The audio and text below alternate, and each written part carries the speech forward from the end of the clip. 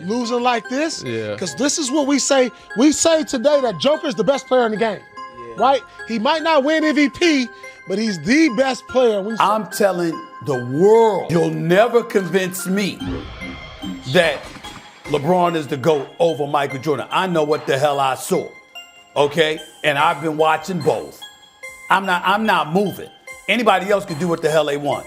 I ain't gonna change their life, but they damn sure ain't gonna change mine. Jordan had his thing with the gambling. Like every Floyd Mayweather had his issues going with the jail, Tyson. All the greats at the top went through something. LeBron is 20-something years in, and I don't see no blemish. Yeah. That's incredible to me.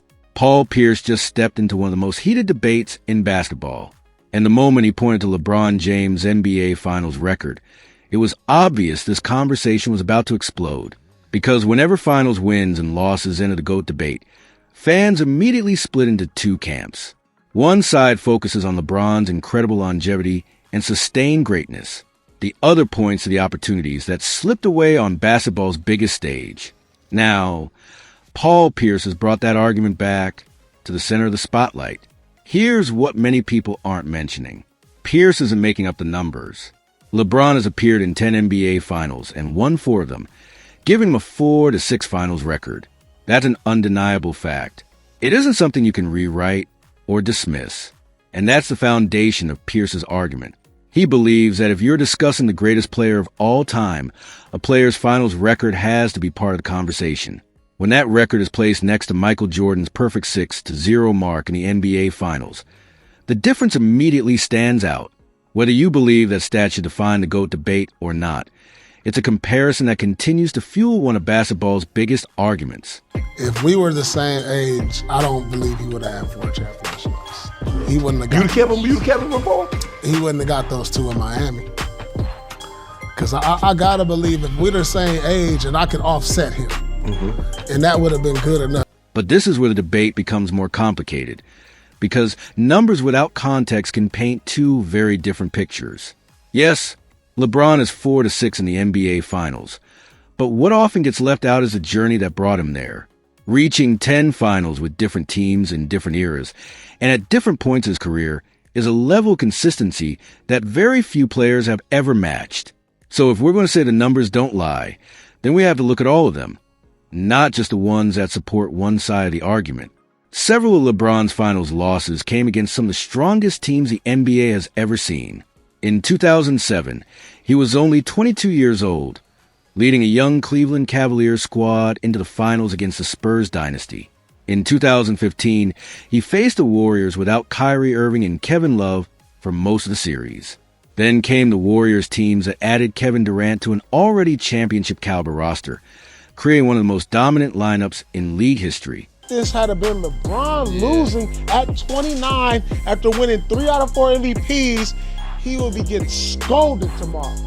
And if we're saying Joker and the international game is better than America's and at the top and all of this and he's the best player, and this is what's happening? This is where many fans oversimplify the conversation. They focus on the final result instead of the path it took to get there. They see a 4-6 Finals record and immediately label it disappointment, without recognizing how difficult it is to reach the NBA Finals 10 different times. Getting there isn't automatic. It takes years of dominance, consistency, and the ability to outperform an entire conference season after season.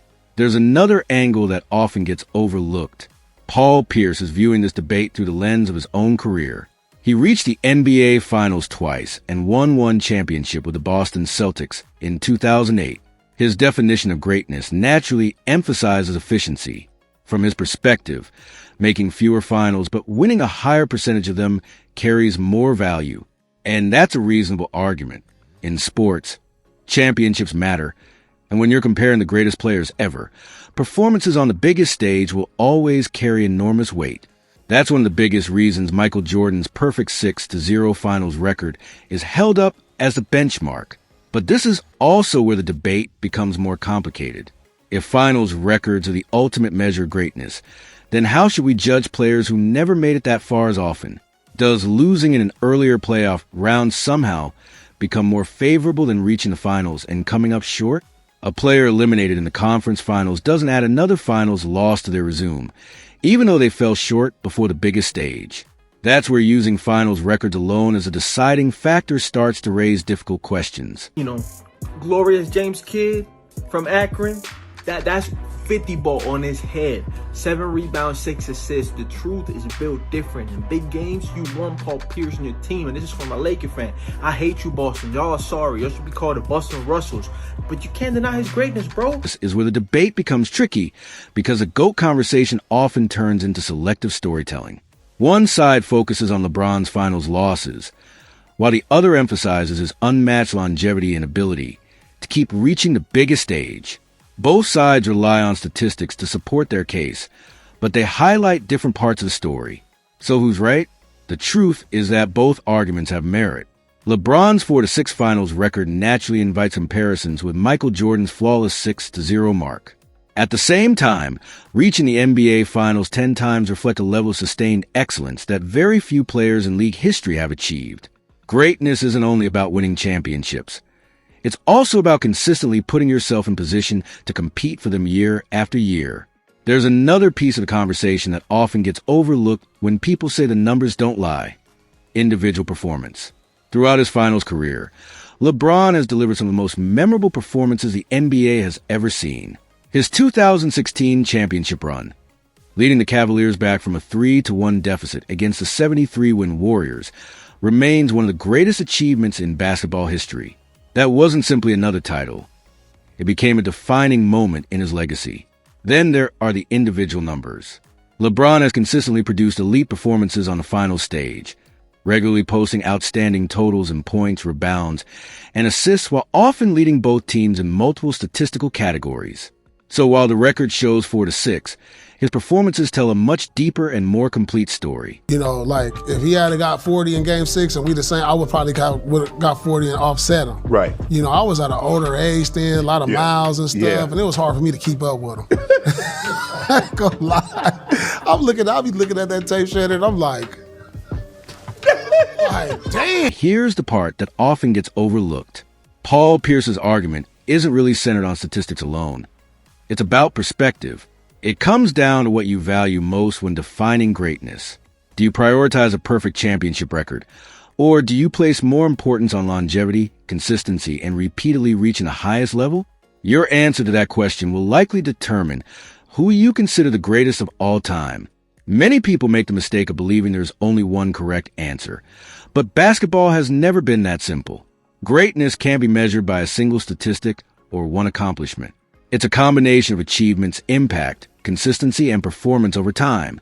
There's also an emotional side to this debate that makes it so intense.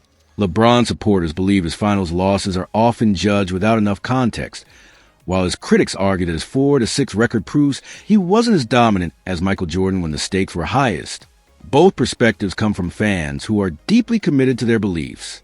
That's when the discussion starts to lose its balance. Instead of analyzing basketball, it becomes personal.